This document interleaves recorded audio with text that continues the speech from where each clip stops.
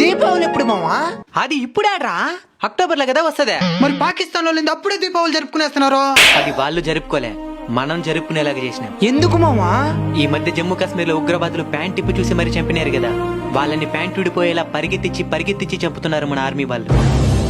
ఇక్కడ ఏం జరిగిందో వెళ్ళి మీ మోదీకి చెప్పండి అని మన మహిళల్ని పంపించినారు కదా. ఇప్పుడు మనం వాళ్ళ ఉగ్రవాదుల్ని ఎంతమందిని చంపాం, ఎలా చంపామని వాళ్ళకే తెలియజేసింది కూడా మన మహిళలే.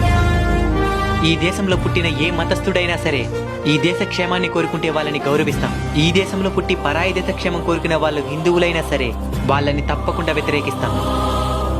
అర్ధరాత్రిన జరిగిన ఈ ఆపరేషన్ సింధూర్ ద్వారా ప్రపంచానికి ఒకటి ప్రస్ఫుటంగా అర్థమై ఉంటది. ఏంది మావా అది? భారతదేశం ప్రపంచానికి శాంతినే కాదు, భయాన్ని కూడా పరిచయం చేయగలదు.